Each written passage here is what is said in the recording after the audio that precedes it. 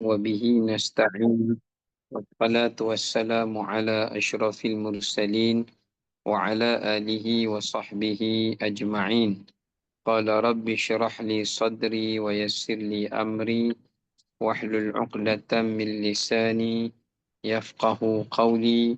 سبحانك لا علم لنا إلا ما علمتنا إنك أنت العليم الحكيم ولا حول ولا قوة إلا بالله العلي العظيم. Alhamdulillah, kita rafakkan kesyukuran kepada Allah Ta'ala di atas segala rahmat dan kurniaannya.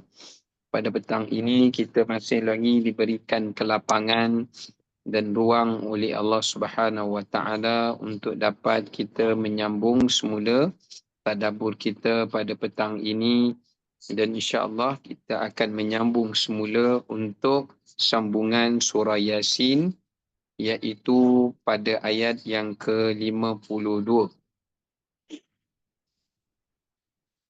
Saya akan bacakan daripada firman Allah Ta'ala ayat 52 sehinggalah pada ayat 59. A'udzu billahi minasy syaithanir rajim. Bismillahirrahmanirrahim.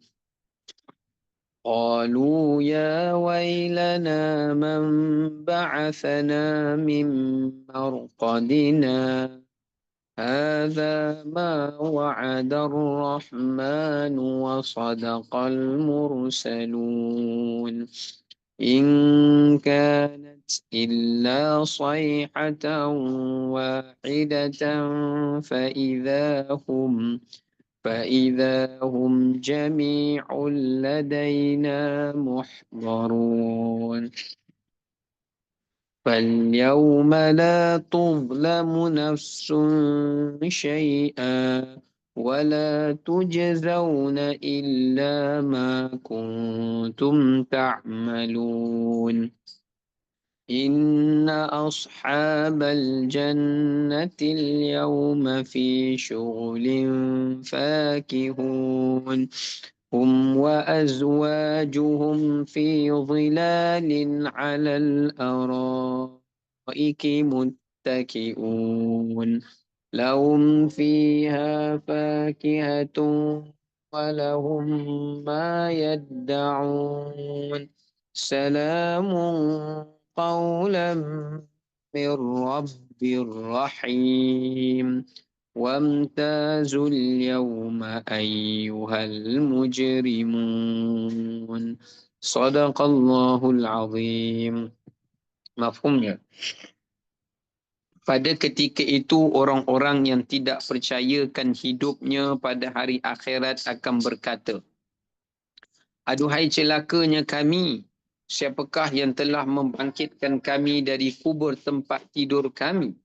Lalu dikatakan kepada mereka, inilah ia yang telah dijanjikan oleh Allah yang Maha Pemurah, dan benarlah berita yang disampaikan oleh Rasul-Rasul. Hanyalah dengan berlakunya satu pekikan sahaja, maka dengan serta-merta mereka dihimpunkan ke tempat perbicaraan kami, semuanya dibawa hadir untuk menerima pembalasan. Maka pada hari itu tidak ada seseorang yang akan dianiaya sedikit pun, dan kamu pula tidak akan dibalas, melainkan menurut amal yang kamu kerjakan. Sesungguhnya penduduk syurga pada hari itu berada di dalam kesibukan kerana leka menikmati kesenangan yang terdapat di dalam syurga Allah Subhanahu wa Ta'ala.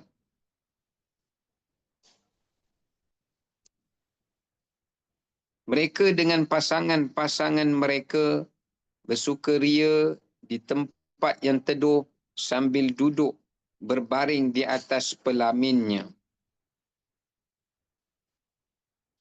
Mereka beroleh dalam syurga itu pelbagai jenis buah-buahan, dan mereka beroleh apa sahaja yang mereka kehendaki daripadanya. Mereka juga beroleh ucapan salam sejahtera dari Tuhan yang Maha Mengasih, daripada Tuhan yang Maha Mengasihani. Dan last sekali, ayat yang ke-59. Dan sebaliknya dikatakan kepada orang-orang yang kafir atau kepada orang-orang yang ingkar itu, berpisahlah kamu pada hari ini, wahai orang-orang yang berdosa, dari kamu bercampur dengan orang-orang yang beriman.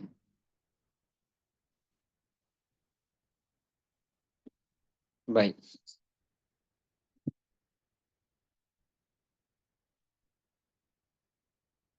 Sekejap ya.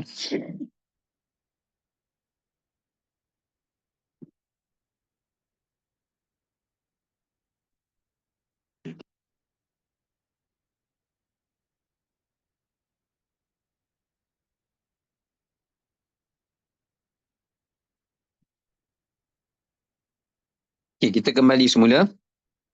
Jadi pada ayat tadi Allah Subhanahu Wa Taala menerangkan kepada kita tentang satu gambaran keadaan peristiwa apabila manusia itu dibangkitkan di padang mahsyar, terutamanya orang-orang yang mendustakan hari kiamat, yang tidak beriman kepada hari kiamat, dan Allah merakamkan penyesalan mereka sewaktu mereka dikeluarkan daripada kubur mereka untuk mendapat pembalasan sebagaimana yang telah dijanjikan oleh Allah Ta'ala ke atas mereka melalui rasul-rasulnya. Dan kemudian Allah bawakan kepada kita pula mengenai bagaimana kenikmatan kepada penghuni syurga yang Allah berikan kepada mereka dengan kesibukan menikmati setiap nikmat-nikmat yang terdapat di dalam syurga Allah, sehinggalah mereka itu pada hari itu tidak diganggu dengan sebarang gangguan, dan mereka akan dipisahkan oleh Allah daripada orang-orang yang zalim yang banyak menyakiti mereka sewaktu di dunia dahulu. Itu secara gambaran melalui maksud ayat daripada ayat 52 sehinggalah pada ayat 59. Okey, kita kembali semula pada pengajaran-pengajaran bagi setiap ayat yang boleh kita ambil. Kita kembali pada ayat 52. Pada ayat 52 Allah merakamkan, kita tengok pada lafaz perkataan ya wailana. Ya wailana dalam bahasa Arab kalau disebut waila ataupun ya waila, ia memberi kepada maksud perkataan yang amat mendalam penyesalannya. Maknanya penyesalan yang amat mendalam, penyesalan yang amat kuat yang diucapkan oleh manusia itu sewaktu ia dikeluarkan dari kuburnya atau dibangkitkan semula pada hari kiamat. Baik. Kenapakah mereka menyebut perkataan ya wailana ini? Siapakah golongan yang mengungkap perkataan ini? Ini yang perlu kita ambil pengajaran dia. Okey, baik. Yang pertama, perkataan ya wailana ini menggambarkan kepada kita penyesalan, ungkapan penyesalan. Sebab tu kalau kita baca dalam Quran, salah satu bagi nama hari kiamat, Allah menamakan hari kiamat itu dengan nama Al-Hasrah. Apa makna Al-Hasrah? Iaitu hari penyesalan. Dalam surah Maryam, ayat 39 Allah disebut, wa anziruhum yaumal hasrah idh qudiyal amru wa hum fi ghaflatin wa hum la yu'minun. Apa kata Allah? Berilah peringatan kepada manusia itu. Peringatan tentang apa? Tentang hari hasrah, hari penyesalan. Bila manusia menyesal tu? Ketika qudiyal amr, ketika Allah ingin memutuskan setiap perbuatan, amalan, perkataan yang mereka lakukan di dunia dahulu. Dan siapa lagi orang yang menyesal pada hari itu? Fi ghaflah. Mereka dahulu di dunia adalah orang yang hidup dalam keadaan lalai dan alpa. Yang ketiga, siapa lagi mereka? Wahum la yu'minun. Jadi dekat sini, kalau berpandukan surah Maryam ni dengan ayat yang surah Yasin yang kita bacakan tadi, secara gambaran umumnya Allah Subhanahu Wa Taala menerangkan kepada kita orang yang bakal menyesal itu terbahagi kepada dua kelompok secara umum, ya. Secara umum, mereka itu terbahagi kepada dua kelompok. Ya, Usman, apa dia? Ha? Ubat tukar kat dia, ubat. Cubalah. Tukar kat adik. Tukar yang bawah tu.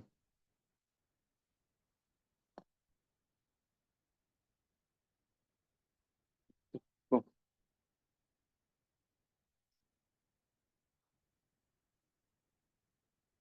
Jadi yang pertama, Allah Ta'ala sebut orang yang akan menyesal tu siapa? Fi ghaflah. Orang-orang Islam, orang-orang yang mukmin, bukan mukmin lah, orang-orang Islam, orang-orang Muslim yang mereka hidup di dunia dahulu, mereka sibuk berhibur dengan keinginan nafsu. Mereka itu juga lalai daripada pengajaran akhirat. Mereka juga adalah orang yang alpa daripada peringatan-peringatan yang telah sampai kepada mereka dari ayat-ayat Allah Ta'ala dan daripada hadis-hadis Nabi SAW. Yang kedua adalah orang-orang yang tak beriman, yang tak percaya pada hari akhirat. Mereka ini juga hidup di dunia dan kadang tak beriman, tak percaya akhirat, tak percaya hari pembalasan. Bahkan mereka hidup bertuhankan nafsu mereka dan mereka hidup adalah mengikut apa yang diinginkan oleh keinginan nafsu mereka itu tanpa ia berpandukan kepada perintah Allah dan Rasulnya. Jadi inilah dua golongan terbesar yang mana mereka itu akan menjadi orang-orang yang menyesal pada hari kebangkitan, iaitu pada hari mereka itu akan dibangkitkan pada hari akhirat kelak. Namun kalau kita kembali kepada penjelasan para ulama mengenai golongan-golongan yang akan menyesal pada hari kiamat itu, ada pendetilan-pendetilannya. Ada disebutkan dalam hadis-hadis Nabi SAW tentang golongan-golongan orang-orang yang menyesal pada hari kiamat. Ya. Misalan contohnya, kalau kita lihat dalam beberapa riwayat disebutkan antara golongan orang-orang yang menyesal itu selain pada orang yang musyrik, orang yang kafir, orang yang tak beriman, dan orang yang mengikuti hawa nafsu, orang yang kita sebutkan tadi, orang yang lalai daripada peringatan dan sebagainya. Antara lainnya, kalau kita berpandu kepada hadis Nabi SAW, orang yang menyesal tu ada banyak-banyak jenis. Kategori yang pertama, orang-orang yang beriman tetapi telah cuai. Telah cuai dengan meninggalkan amalan-amalan yang soleh. Mereka akan menyesal. Maknanya bila kat dunia dahulu, mereka leka, mereka alpa, mereka culas, tinggalkan amal-amal yang soleh. Maka mereka ni akan menyesal. Sebagaimana Allah sebut dalam surah Mu'minun. Allah Ta'ala sebut, Qala rabbi rji'un la'alli a'malu salihan fima taraktu. Pada ayat ke-100, Ya Allah, kembalikanlah kami ke dunia. Kenapa? Kerana kami nak membuat semula amal soleh yang telah kami taraktu, tinggalkan, lupakan, lalaikan, abaikan. Termasuk juga orang yang akan menyesal itu, bukan lalai, abaikan dan tak buat saja. Yang menangguhkan. Yang duk tangguh-tangguh buat, sampailah dia mati. Menyesal dia. Ini golongan pertama. Dalam kategori yang saya huraikan tadi. Golongan kedua, yang juga akan menyesal selain pada yang saya sebut tadi, orang kafir, orang musyrik, orang munafik, orang zalim, orang fasik, ya, orang yang lalai, orang yang mengikut hawa nafsu. Antara lagi siapa yang akan menyesal, Nabi sebut dalam hadis, ini sebagai tambahan lah. Orang yang meninggalkan membaca surah Baqarah dalam hidupnya. Sesiapa yang meninggalkan membaca surah Baqarah sepanjang hidupnya, walaupun sekali dia tak baca, dia baca surah lain pun, dia tetap akan menyesal. Kerana warid daripada hadis Nabi SAW. Hadis yang sahih baginda bersabda, Iqra'u surat al-Baqarah fa in akhadhaha barakatun wa tarkuha hasratun wa la tastati'uha al-batlah. Baginda sebut, bacalah kamu surah Baqarah. Kerana orang yang selalu beramal dan berpegang dengan surah Baqarah ni, Allah bagi berkat dalam hidup dia. Kalau tak percaya, cuba selalu amal baca surah Baqarah. Yang kedua, sesiapa yang meninggalkan daripada membacanya hasrah, dia akan menjadi orang yang menyesal pada hari kiamat. Kenapa?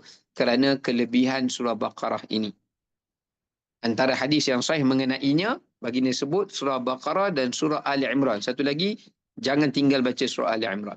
Kerana Baqarah Ali Imran ni akan datang pada hari kiamat. Mereka menjadi seperti seekor burung, dua ekor burung yang mengebarkan sayapnya yang menutup tuannya. Atau dalam sebagai riwayat kata ghamamatan, menjadi seperti dua awan, gumpalan awan yang meneduhkan tuannya. Atau menjadi seorang pembela, dua pembela yang akan berhujah di hadapan Allah Ta'ala bagi pihak tuannya. Ini penting. Jadi rugi kalau tak baca surah ini. Ya?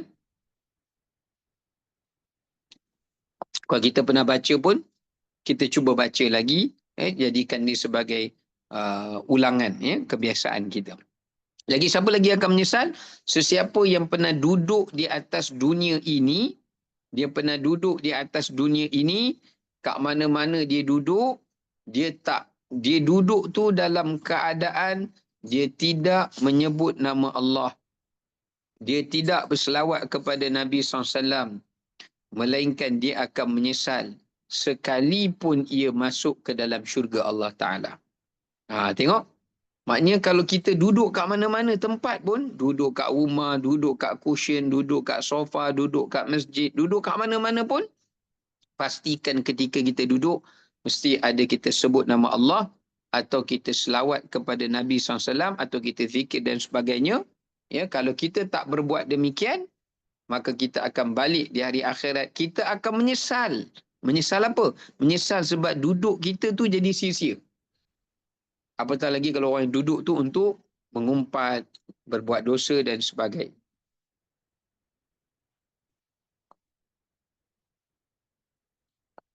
Baik. Ini berdasarkan hadis. Nabi SAW bersabda, maqa'ada qaumun maq'adan. Tidaklah seseorang tu duduk di satu tempat duduk, lam yadhkuru fihi Allah azza wa jal. Dia tak sebut langsung nama Allah. Duduk sembang benda merapu je. Wa yusallu ala nabi. Dan dia tak selawat pada Nabi SAW. Illa kana alaihim hasrah. Kecuali dia akan balik ke hari akhirat dalam keadaan dia hasrah. Apa makna hasrah? Dia akan berada dalam keadaan menyesal. Wa in dakhalu al-jannata bithawab.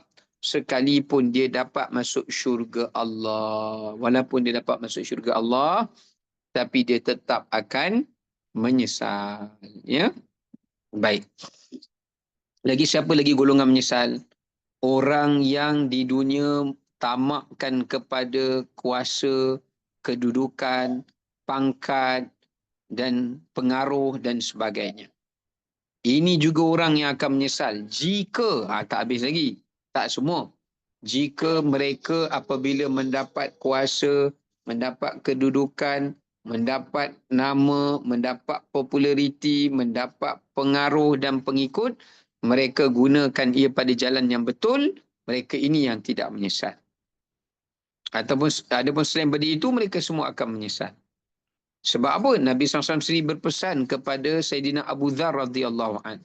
Baginda kata apa? Innakum satuhrisuna 'alal imarah.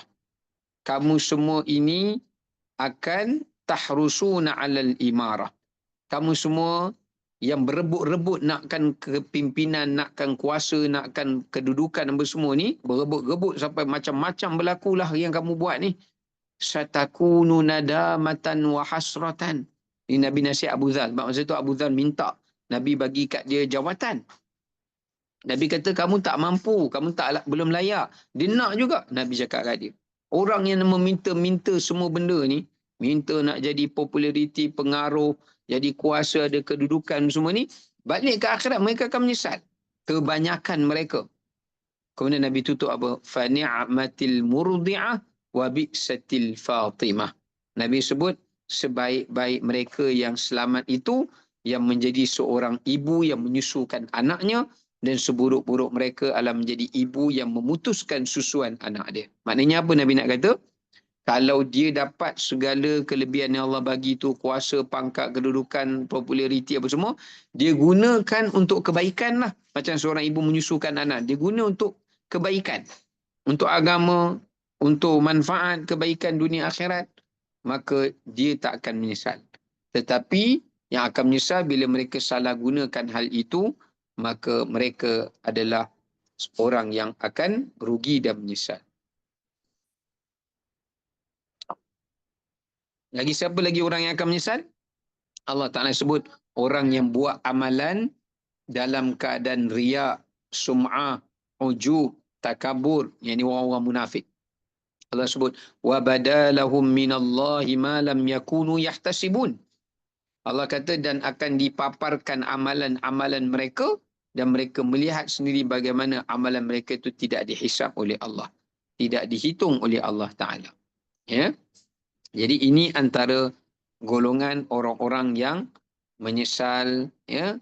Antara banyak lagi lah kalau kita boleh tengok, antara orang menyesal kerana menjadikan syaitan itu sebagai ketua dan penolong dan pemimpin mereka. Menyesal kerana mengambil teman-teman yang jahat, teman-teman yang tidak baik, mengambil pemimpin, ikutan-ikutan yang tidak baik. Ini pun Allah Ta'ala disebut dalam Quran juga. Ya, yang mana dalam firman Allah Ta'ala menyebutkan, Ya wailata laitani lam attakhidh fulanan khalila. Alangkah malangnya kerana kami telah mengambil fulan bin fulan ini sebagai teman kami, ya, sebagai ikutan kami ataupun teman bagi kami, ya. Baik. Jadi mereka juga akan menyesal. Jadi termasuk di antara orang yang akan menyesal juga siapa? Iaitu mereka yang dibangkitkan daripada kubur. Yang kita cerita ni. Pasal apa dia menyesal apabila mereka dibangkitkan daripada kubur? Mereka menyesal itu adalah kerana mereka tahu siksaan yang menanti mereka di hari akhirat itu adalah jauh lebih berat daripada apa yang mereka lalui di dalam kubur mereka. Ya, di dalam kubur mereka. Maknanya nak menggambarkan bila mereka diazab dalam kubur, mereka tahu yang mereka sedang menuju. Semua orang yang masuk dalam kubur, mereka akan tahu, yang beriman ke, yang tak beriman ke, mereka akan tahu mereka menuju ke satu alam mahsyar, yang ini mereka akan dihidupkan balik. Mereka akan dihidupkan balik. Walaupun kat dunia dia tak percaya, tapi bila masuk dalam kubur dia akan percaya. Sebab itulah mereka kata, celakalah orang yang bangunkan kami daripada kubur ini. Kenapa dia cakap macam tu? Sebab dia tahu bila dia dah kembali semula, dihidupkan semula di alam mahsyar, dia akan menghadapi siksaan, azab yang jauh lebih keras, yang jauh lebih berat, yang jauh lebih dahsyat daripada apa yang ia lalui sewaktu ia berada di dunia atau berada di alam barzakh. Ya. Baik. Ya. Baik. Jadi penyesalan tu kenapa? Penyesalan itu kerana mereka tidak beriman kepada hari akhirat. Mereka menyesal sebab mereka tak percaya pada hari akhirat. Mereka menyesal sebab mereka tak buat persediaan bekalan amalan menuju akhirat. Sebab tu mereka kata, celakalah kami hari ini sebab kami dah dikeluarkan daripada kubur, kerana mereka dah tahu yang mereka akan mendapatkan janji-janji Allah Ta'ala, ya, tentang balasan-balasan yang akan ditimpakan kepada mereka. Ya. Baik. Jadi antara orang yang menyesal, pengajaran yang kita boleh ambil juga daripada ayat ni adalah orang yang tidak mempersiapkan bekalan amalannya untuk ia menghadapi, ya, peristiwa hari akhirat dan hari kiamat. Ya. Jadi dia akan menyesal. Baik. Jadi sebab itu pentingnya untuk seseorang membuat persediaan bekalan amalannya menuju hari akhirat. Ya, antara bekalan amalannya itu yang pertama adalah iman yang bersih dan suci dari sebarang syirik, kufur dan khurafat. Yang kedua, mereka perlu membawa balik bekalan akhirat mereka, iaitu hati yang bersih ataupun hati yang sejahtera, yang disebut dalam Quran qalbun salim. Yang ketiga, bekalan yang mereka perlu bawa balik ke negeri akhirat juga adalah amal-amal yang soleh, amalan-amalan yang ikhlas kepada Allah Subhanahu Wa Taala. Ya, kemudian yang keempat, antara yang mereka perlu bawa pulang ke negeri akhirat bertemu dengan Allah Ta'ala juga adalah dengan taubat-taubat yang nasuha, yang mana mereka telah pun membersihkan diri mereka sebelum mereka mati. Jadi mereka membawa pulang taubat-taubat nasuha mereka kepada Allah Subhanahu Wa Ta'ala. Ya, termasuklah selain daripada taubat nasuha mereka, antara dosa mereka dengan Allah, demikian juga dosa mereka dengan sesama manusia. Yang kelima, antara bekalan yang mereka bawa pulang juga ke negeri akhirat itu adalah termasuk daripadanya adalah bekalan yang datang daripada zuriat-zuriat yang baik, zuriat-zuriat yang soleh, ya, kemudian ahli keluarga yang beriman dan sebagainya. Dan yang terakhir adalah teman-teman yang soleh. Selain daripada zuriat yang soleh adalah merupakan teman-teman yang soleh yang mereka bawa balik kembali bersama dengan mereka ke negeri akhirat. Dan yang terakhir sekali adalah bekalan yang mereka bawa pulang semula adalah merupakan akhlak yang terpuji, akhlak yang baik, kerana dalam hadis juga Nabi SAW sebut, mereka yang paling duduk hampir dengan aku pada hari akhirat, aqrabukum ilayya majlisan yaumal qiyamah ahasinukum akhlaqan. Mereka yang paling duduk dekat dan hampir dengan aku pada hari kiamat itu adalah mereka yang paling terbaik, yang paling bagus akhlaknya di sisi Allah dan Rasul dan manusia.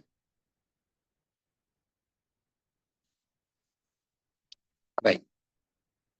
Kemudian kita lanjutkan pada ayat yang ke-53. Ayat 53 Allah Ta'ala sebut tentang bagaimana sifat. Okey, saya terlupa nak hurai tadi sikit ayat 52, saya sentuh sikit je lagi. Kita tengok perkataan marqad. Kenapa Allah Ta'ala tak kata ya wailana memba'asana min kuburina, daripada kubur. Tapi kenapa Allah Ta'ala sebut perkataan marqadina? Tapi Allah tak sebut min maqabirina, daripada kubur-kubur kami. Tapi Allah sebut marqadina. Marqad ni dari segi bahasa Arab daripada perkataan ruqud, maknanya tidur yang lama. Sebab tu kita baca surah Kahfi, Allah ada sebut watahsabuhum aiqadhan wahum ruqud. Kamu menyangka kalau tengok Ashabul Kahfi tu, kamu ingat mereka tu sedar, sedangkan mereka itu dalam keadaan tidur. Ya, tidur yang lama sangat. So kat sini Allah guna perkataan marqadina. Ya, tapi Allah tak sebut perkataan maqabirina, kubur-kubur. Apa yang mengeluarkan kami daripada kubur, tapi disebut marqadina.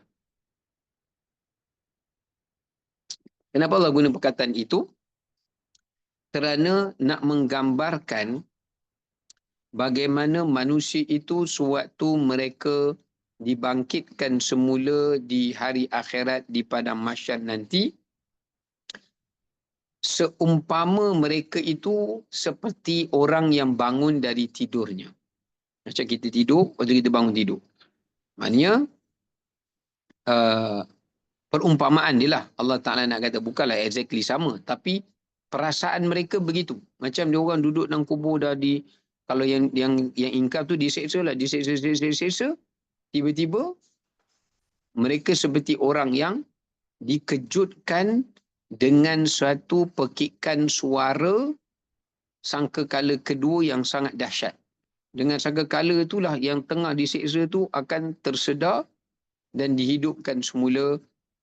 Dan pada ketika itu, mereka akan menanti satu siksaan yang jauh lebih dahsyat, jauh lebih keras daripada apa yang mereka alami sewaktu di alam dunia. Jadi Allah gunakan perkataan marqadina itu adalah untuk menggambarkan bagaimana suasana keadaan manusia sewaktu dibangkitkan semula di padang mahsyar itu adalah seperti orang yang dikejutkan dengan orang yang dikejutkan daripada tidurnya dengan bunyi alam yang sangat kuat dan dahsyat. Seolah-olahnya begitu. Bukan nak katakan sama, tapi gambarannya seumpama itu. Ya, baik. Okey, kita sambung balik pengajaran pada ayat 53. Pada ayat 53 kita ambil perkataan sayhah. Perkataan sayhah itu. Maknanya ayat ini menggambarkan bagaimana peristiwa hari kiamat dan perhimpunan semula manusia di mahsyar Allah Ta'ala itu, ia hanya berlaku sekelip mata seperti dengan suatu suara pekikan sahaja. Dengan satu suara bunyi seruling yang ditiupkan oleh malaikat Israfil itu, ya, dengan kedahsyatan bunyinya yang sangat luas dan sangat kuat, hingga menyebabkan alam ini akan menjadi hancur dan musnah sekelip mata sahaja. Sebagaimana tiupan tu berlaku dengan satu tiupan yang panjang, yang menghancurkan, begitulah sekelip mata apa yang ditatapi oleh manusia di atas permukaan bumi ini, semuanya akan rosak, semuanya akan binasa, semuanya akan hancur dan sebagainya. Tidaklah tertinggal pada tanah bumi itu melainkan bumi-bumi yang Allah Ta'ala jadikan padanya tempat untuk manusia dibangkitkan, dikeluarkan semula daripada, dihidupkan semula daripada tanah itu. Baik. Jadi ayat ini menunjukkan kepada kita, bila Allah sebut perkataan sayhah, Allah nak gambarkan kepada kita bagaimana dahsyatnya peristiwa hari kiamat itu melalui tiupan sangkakala. Dan para ulama mengatakan kepada kita bahawasanya, ya, tidak ada sesuatu seksaan yang paling dahsyat, yang paling keras yang menimpa orang kafir sebelum kehancuran alam ni adalah seksaan Allah mengazab mereka dengan tiupan sangkakala yang ditiupkan oleh malaikat Israfil untuk tiupan yang pertama. Sebab tiupan ni ada khilaf ulama. Ada ulama kata tiupan tu ada dua. Ada ulama kata tiupan sangkakala tu ada tiga. So pendapat yang kata dua, yang pertama adalah tiupan yang menghancurkan semua alam ni. Yang kedua adalah tiupan yang membangkitkan dan menghimpunkan seluruh manusia semula. Manakala yang mengatakan tiupan itu ada tiga pula. Jadi mereka kata yang pertama tiupan yang sekadar hendak mengejutkan orang yang, menyedarkan manusia yang lalai ketika itu. Maknanya tiupan sangkakala berbunyi itu menyebabkan manusia-manusia yang tak beriman pada masa itu tersedar. Maknanya jadi takut, jadi gelisah. Kemudian baru berlaku tiupan sangkakala yang kedua yang menghancurkan alam.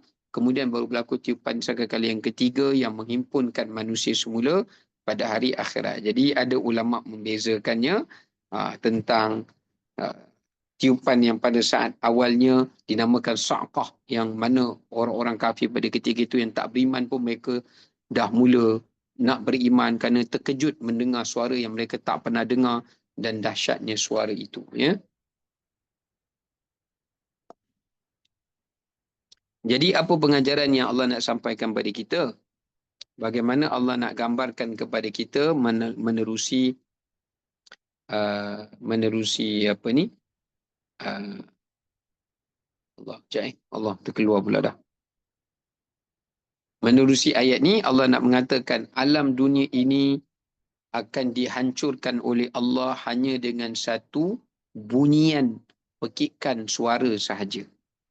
Nak mengatakan kepada kita bahawasanya alam dunia ini adalah sifat dunia itu, dan juga dunia dan sifat dunia itu sendiri adalah kehidupan yang tidak kekal.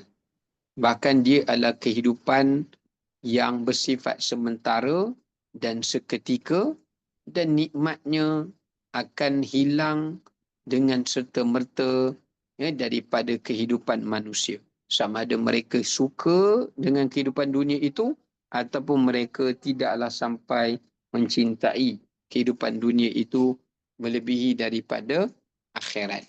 So kat sini memberi pengajaran kepada kita bahawasanya sebanyak mana pun, selama mana pun kehidupan dunia ini, sebanyak mana pun nikmat yang ada dalam dunia ini, ataupun sekaya mana ke, semewah mana ke apa ke, semua sifat nikmat-nikmat dunia itu, ia yang pertama tidak kekal dan dia akan rosak dan dia akan fana.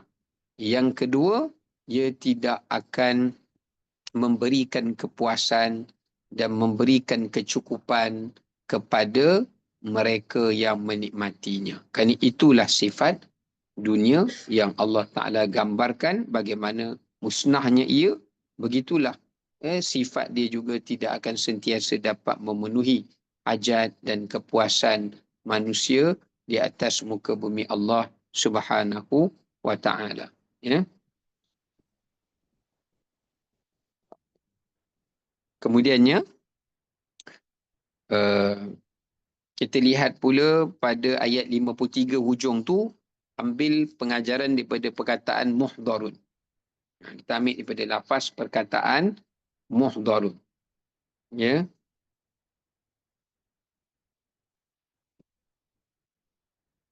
Baik. Apa itu muhdarun? Muhdarun ni maknanya Allah hadirkan. Sebagaimana surah Ali Imran Allah sebut, yauma tajidu kullu nafsin ma amilat min khairin muhdara. Di sini muhdarun. Samalah. Ya. Baik. Di sini Allah Ta'ala ingin menyampaikan pada kita apakah perkara yang Allah akan hadirkan. Apa maksud hadirkan? Allah akan bangkitkan bersama-sama dengan kita pada hari kiamat. Ini masa manusia dibangkitkan di padang mahsyar, benda-benda yang ini juga akan dibangkitkan bersama-sama dengan manusia kerana ia akan diadili, ia akan dinilai, ia akan ditimbang, ia akan dibalas oleh Allah Subhanahu Wa Taala. Yang pertama yang akan dibangkitkan bersama-sama dengan manusia itu adalah jasadnya. Walaupun dah duduk dalam kubur, jasad dah musnah, dah dirosakkan oleh tanah dan sebagainya, Allah akan kembalikan jasad kita kerana kita perlukan jasad kita di padang mahsyar kerana jasad itu akan menjadi saksi pada hari kiamat. Ya, yang kita baca ayat Quran, tangan bercakap, kaki bercakap, apa semua, kulit dan sebagainya. Jadi sebab tu yang kembali pertama, Allah kembalikan jasad kita. Jasad kita akan hadir balik. Ruh kita akan masuk balik ke dalam jasad kita. Sebagaimana jasad kita di dunia ini, begitulah jasad kita ketika di negeri akhirat. Yang kedua yang Allah Ta'ala akan hadirkan bersama-sama dengan manusia itu adalah merupakan iman dan agamanya. Agama yang ia anuti sewaktu di dunia juga akan dikembalikan, dihadirkan bersama dengan mereka. Maksudnya manusia ni bila dibangkit pada hari akhirat, mereka hadir menghadap Allah dengan membawa identiti agama masing-masing. Siapa yang mati Buddha, bangun jumpa Allah pun masih membawa agama Buddha dia. Begitulah agama Hindunya, begitulah agama Yahudinya, begitulah agama Kristiannya, begitulah agama Bahai, agama apa lagi macam-macam lah. Agama yang bermacam-macam ni. So pada ketika itu semua yang datang hadir menghadap Allah dengan membawa agama masing-masing ni, semua dalam keadaan apa Allah kata? Iaitu nakisu ru'usihim 'inda rabbihim. Walau tara idil mujrimuna nakisu ru'usihim 'inda rabbihim. Mereka menundukkan kepala mereka. Sebab apa mereka tunduk? Sebab mereka tahu agama yang mereka bawa itu bukan agama yang Allah redha.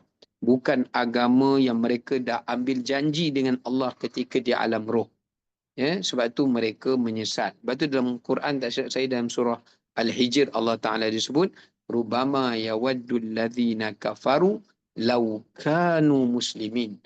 Betapa berharapnya orang-orang yang tak beriman pada ketika itu sambil dia berkata, alangkah baiknya jika aku ini adalah merupakan seorang Muslim.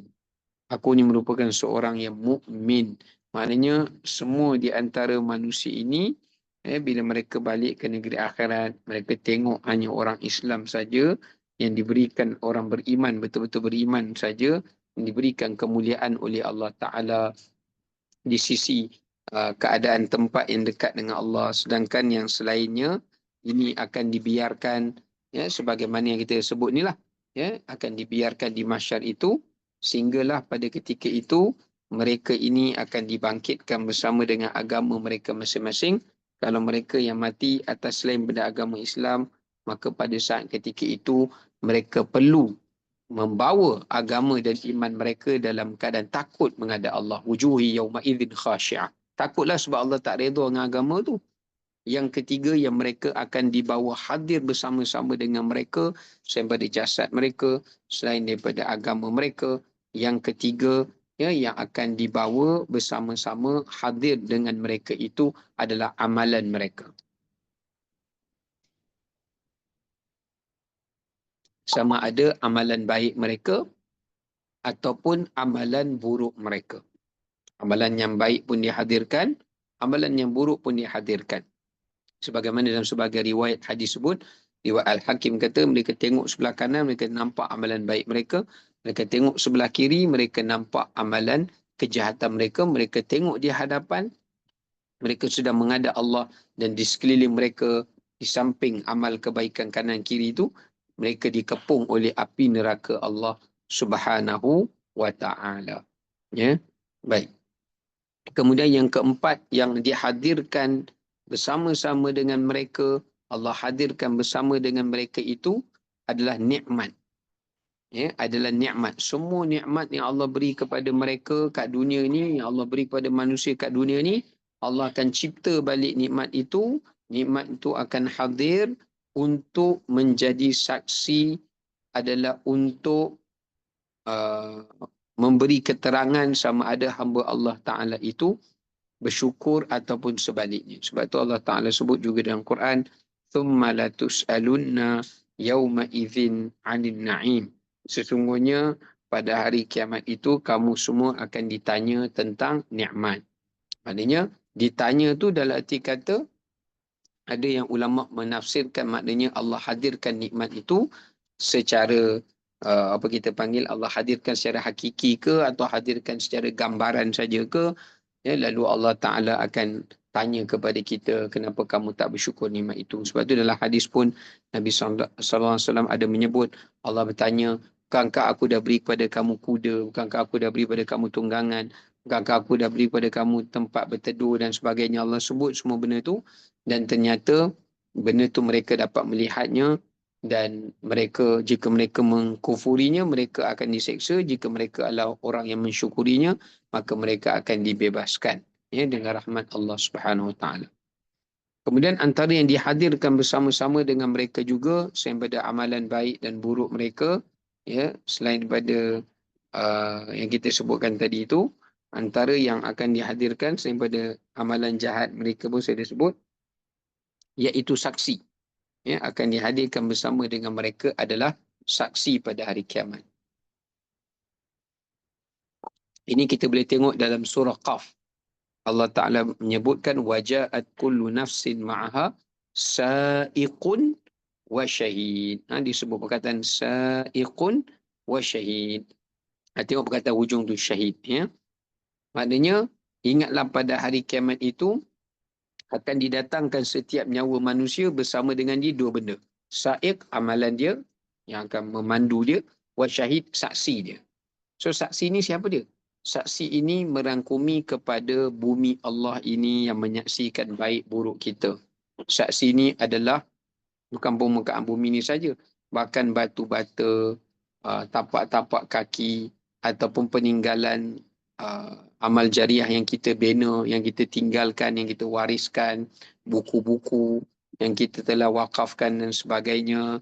Dan seumpama dengannya lah, daripada saksi-saksi baik daripada bumi Allah sendiri, baik daripada saksi yang datang daripada manusia yang lain yang menyaksikan amalan kita, yang melihat amalan kita, yang mana mereka tu akan bercakap di hadapan Allah bagi pihak kita untuk memberikan penjelasan dan keterangan apabila Allah meminta persaksian itu.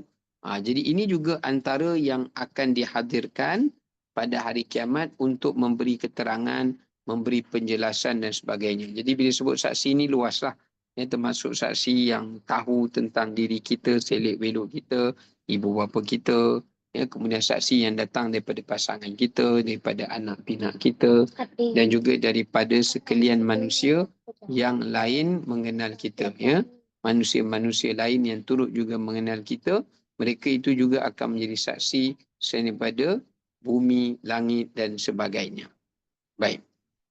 Kemudian kita ambil ayat terakhir dekat sini, ayat 54. فَالْيَوْمَ لَا تُظْلَمُ نَفْسٌ شَيْئًا وَلَا تُجْزَوْنَ إِلَّا مَا كُنْتُمْ تَعْمَلُونَ. Allah Ta'ala menyebutkan pada hari yang mereka dustakan itu, yang mereka tak percaya, yang tak beriman itu, kata Allah, tak ada siapa pun yang akan dizalimi sedikit pun, kerana semua orang akan mendapat hukuman dan pembalasan masing-masing. Masing-masing akan dapat masing-masing. Baik. Jadi ayat ini menggambarkan pada kita, Allah Ta'ala sebut, iaitu pembalasan perhitungan di hari akhirat adalah untuk melambangkan keadilan Allah Ta'ala. Dan juga bukan sekadar adil Allah Ta'ala, dan juga sifat rahmat dan kasih sayangnya. Sebab itu kita tengok pada ayat tadi, kalau kita boleh patah balik, pada ayat 52 tu disebut wa'adar rahman. Inilah hari yang kamu dustakan, hari yang telah dijanjikan oleh Tuhan yang Maha Pengasih. Jadi kat sini, hari akhirat ni adalah hari Allah menzahirkan dua perkara. Satu, Allah menzahirkan rahmatnya, kasih sayangnya kepada hamba-hamba Allah yang beriman.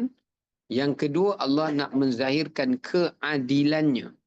Allah nak menzahirkan keadilannya. Keadilannya kepada siapa? Keadilannya kepada manusia yang tidak mau beriman, manusia yang ingkar, manusia yang degil, manusia yang kufur dan sebagainya. Dalam bahasa mudah ni lah untuk kita faham. Kemudian Allah nak adili mereka, walaupun kecil mana kebaikan mereka buat pun Allah akan hisap. Kejahatan sekecil mana pun yang mereka buat juga Allah Ta'ala akan hisap. Dan Allah Ta'ala akan menilai banyaknya, jumlahnya dan sebagainya kepada mereka. Allah akan menilai jumlahnya dan sebagainya untuk Allah Ta'ala membalas mereka, supaya dalam riwayat hadis sebut, bila setiap mereka itu dah dihumbankan ke dalam neraka Allah, tidak ada seorang pun yang akan berkata, aku dimasukkan ke dalam neraka ini dalam keadaan dizalimi. Dalam keadaan dizalimi. Mereka tak akan berkata demikian. Sebaliknya, Allah kata dalam surah Al-Mulk, fa'tarafu bizambihim fasuhqan li ashabis sa'ir. Sebaliknya, semua mereka yang dihumbangkan dalam neraka itu berkata, kami mengaku, kami iktiraf, kami akui dengan dosa-dosa yang telah kami buat, yang kami ingkar kepada Allah Ta'ala. Allah tak zalim kami, tapi kamilah yang akan menzalimi diri kami sendiri, yang telah menzalimi diri kami sendiri. So ayat yang ke-54 ni menunjukkan keadilan dan kasih sayang Allah Ta'ala kepada hamba-Nya. Maka sebab itu Allah Ta'ala bangkitkan manusia di padang mahsyar untuk menggambarkan dua sifat Allah itu. Yang keduanya, pengajaran yang boleh kita ambil dekat sini adalah hari akhirat merupakan hari tuntutan balas. Apa maksud la tuzlam? Maknanya sesiapa, ada ulama tafsir kata, sesiapa yang pernah dizalimi di dunia, lalu dia tak dibela haknya. Haknya tak dibela, dia tetap ditindas, dia tetap dianiayai. So bila dia balik ke negeri akhirat, Allah kata yang dulu pernah dizalimi di dunia, hari ini di akhirat, dia tidak akan rasa lagi yang dia itu masih dalam keadaan dizalimi. Maknanya kezaliman dia itu, dia tak akan rasa kezaliman dia itu, kezaliman yang menimpa dia itu belum lagi terbalas. Sebaliknya, dia akan nampak macam mana Allah membalas segala bentuk kezaliman yang menimpa dirinya akan dibalas oleh Allah kepada pelakunya di hari akhirat sendiri, dan mereka sambil menatap dan menyaksikannya. Jadi tuzlamu ni boleh memberi maksud yang saya sebut tadi, keadilan Allah dalam menilai manusia, menghisap, menghitung, memberikan ganjaran. Kemudian yang keduanya juga menggambarkan kepada kita ya bagaimana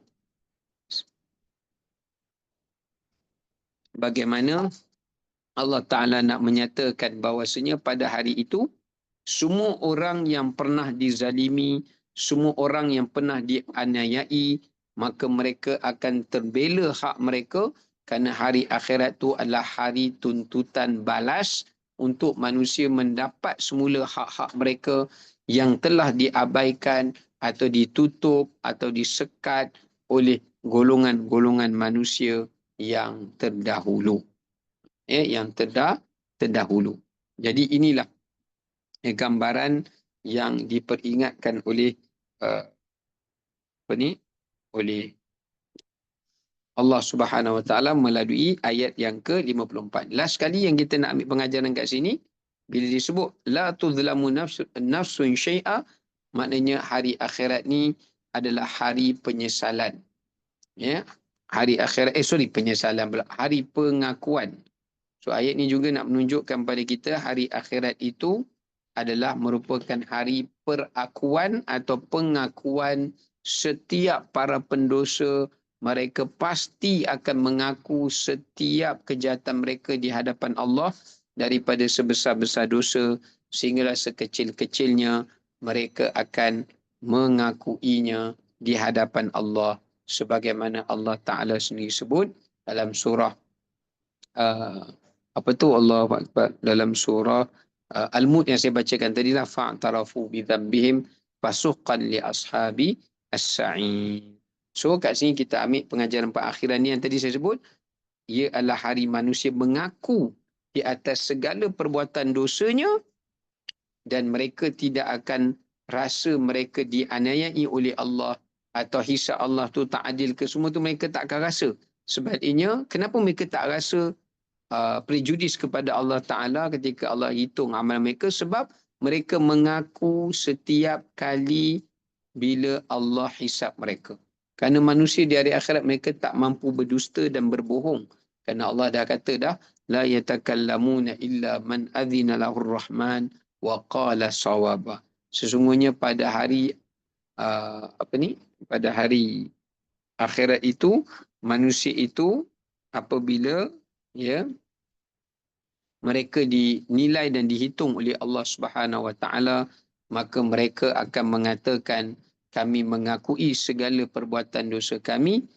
Maka Allah membalas mereka atas pengakuan mereka, sebab tu tidak ada sesiapa pun yang akan mendakwa yang mereka itu dizalimi di sisi Allah di hari akhirat nanti. Maka inilah beberapa pengajaran yang boleh kita ambil istifadahnya daripada ayat-ayat tersebut.